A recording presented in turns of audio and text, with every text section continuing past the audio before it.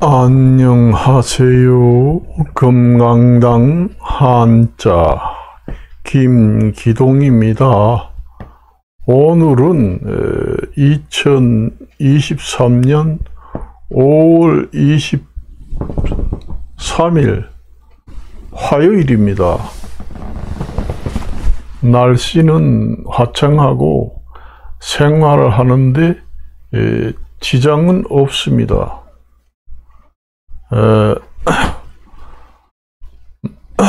요새 제가 뭐 이런저런 이야기를 많이 합니다.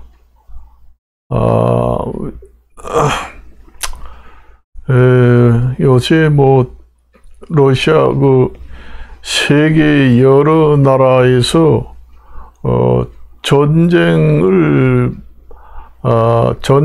끝내자, 전쟁을 반대한다는 시위가 전 세계적으로 이제 시행되고 있습니다. 그게 이제 말하자면은 러시아하고 우크라이나하고 전쟁이 처음 시작된 것이 아마 요번 두 번째죠.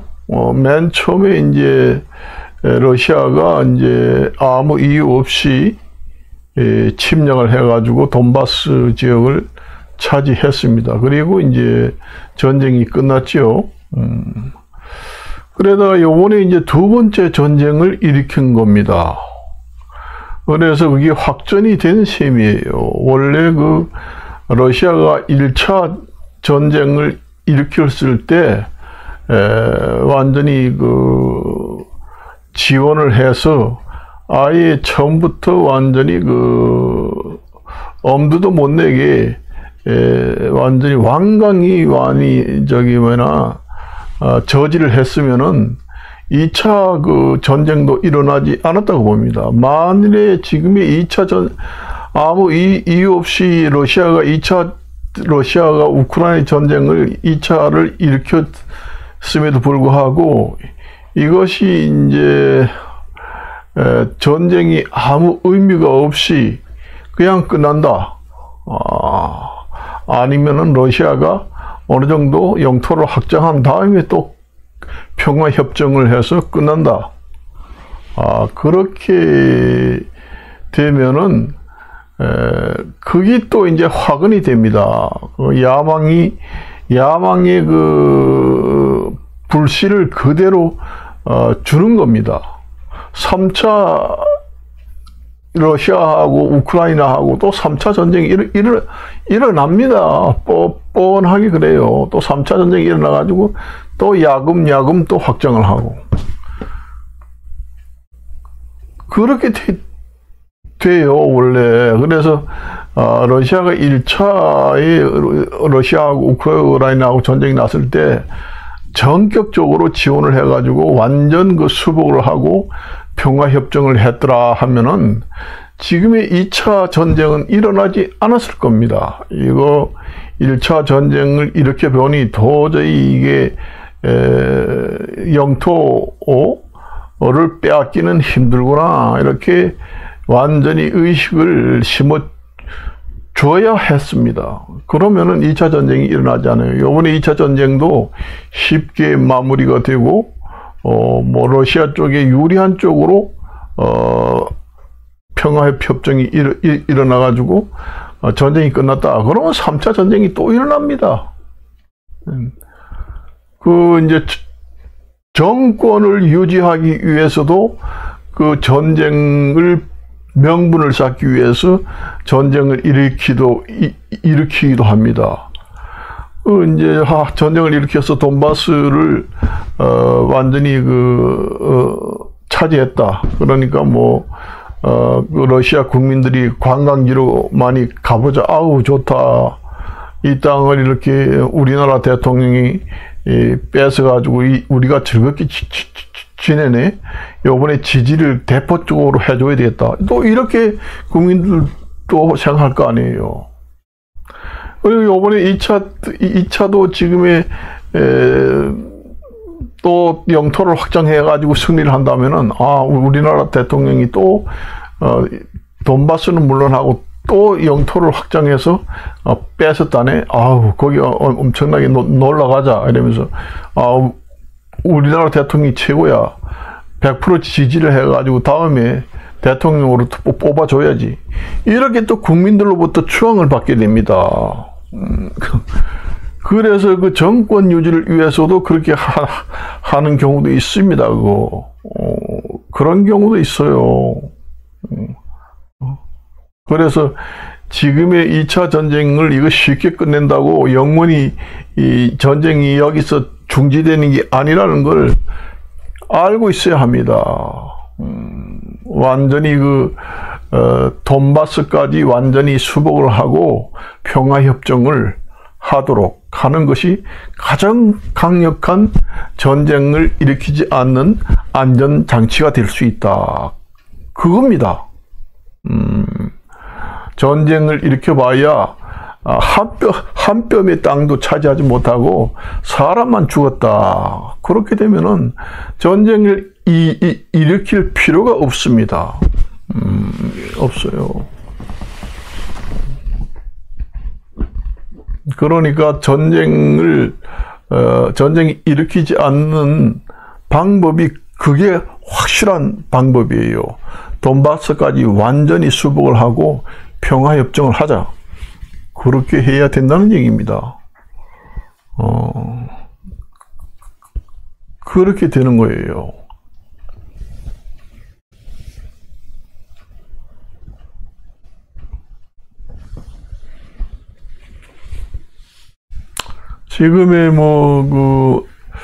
지금의 우크라이나 대통령이 이제 자유민주 진영을 지지하고 우호하는 성향의 대통령이니 망정이지, 러시아를 존경하고 러시아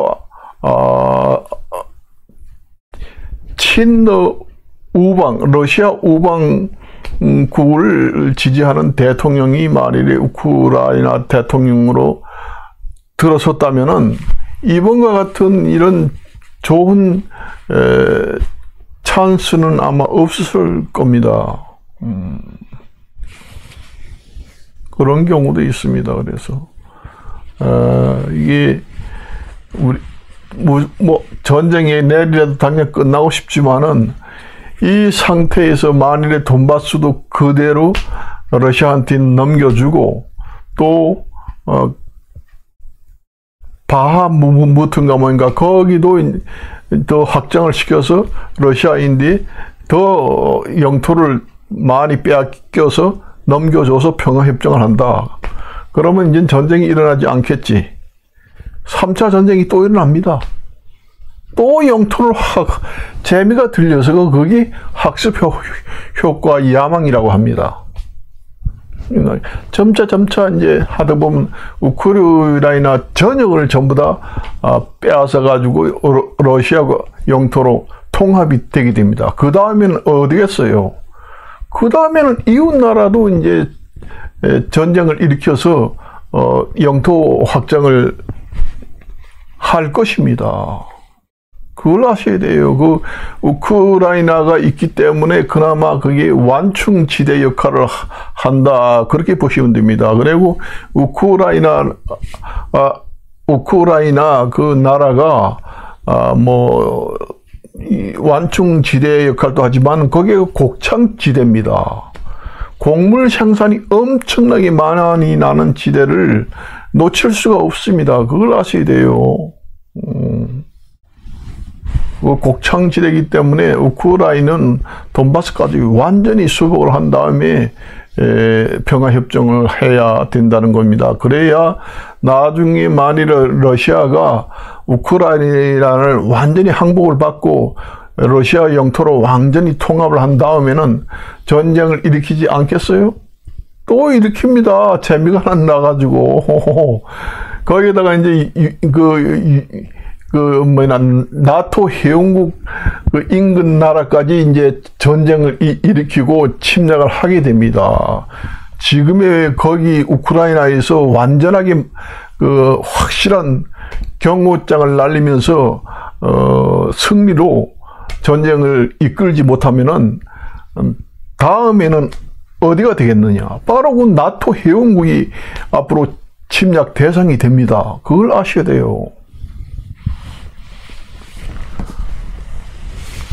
점점점 확정이 되면은 그 러시아라는 나라는 점점 영토가 늘어나고 곡창지대도 차지하고 그 지하 자원도 더 많이 확보하게 되고 그렇습니다.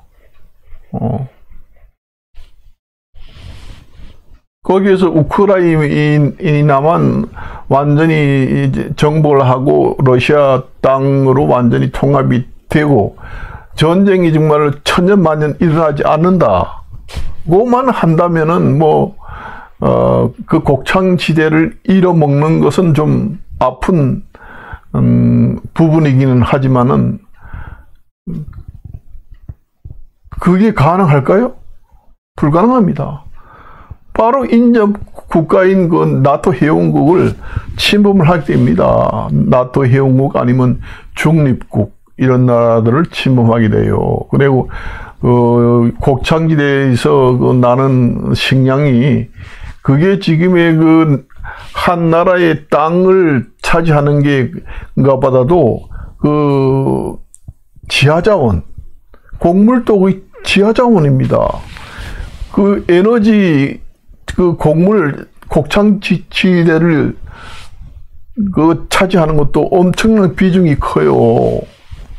그걸 아셔야 됩니다. 엄청납니다. 여러분들이 그 우크라이나가 완전히 그 러시아한테 항복을 하고 러시아 국가로 통합이 된다 하면은 완전히 그 나토 회원국하고 완전히 국경선이 마주 보게 되잖아요. 그렇게 되면 또 전쟁을 일으킵니다.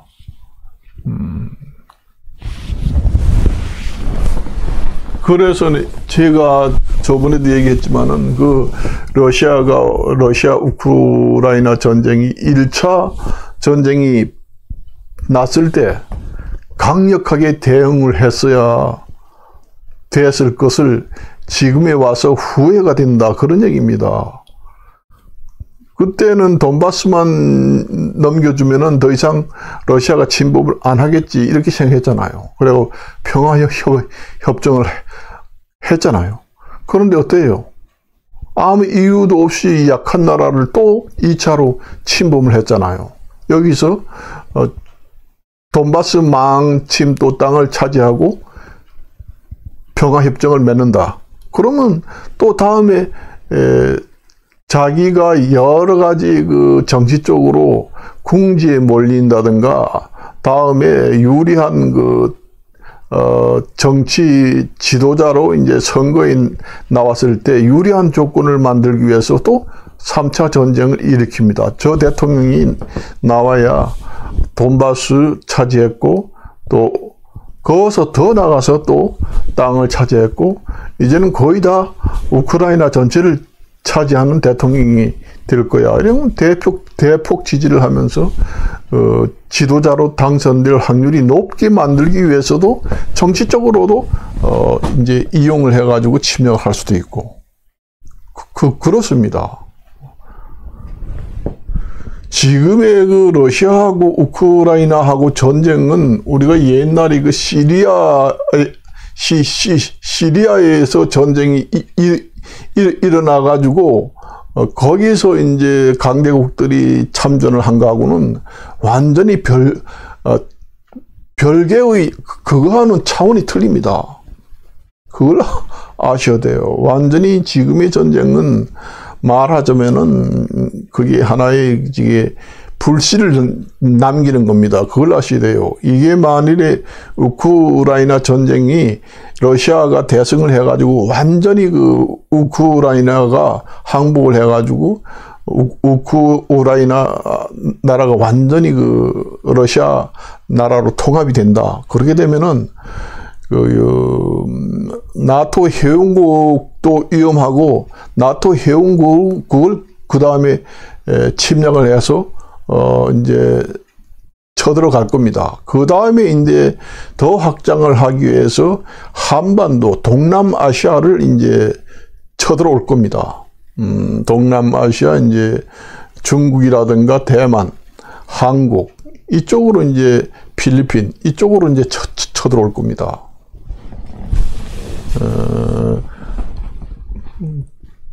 그 만약에 그 대만 같은 게 전쟁이 일어나게 되면은 어차피 그 부근의 나라들이 자연히 그 참전을 하고 전쟁이 일어나는 형태가 됩니다. 그래가지고 만일에 우크라이나가 가장 중요한 것이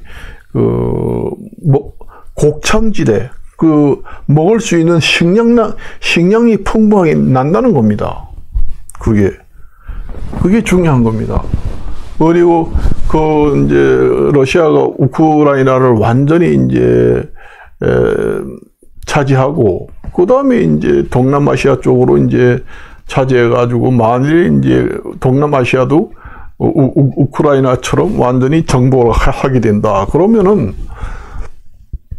솔직히 말이지 러시아하고 중국하고 그 동남아시아가 완전히 정복되고 그렇게 된다면은 전 세계의 그 판도가 틀려집니다.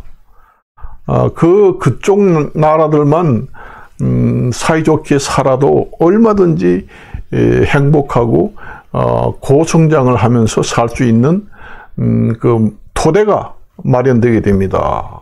그게 또 무서운 겁니다.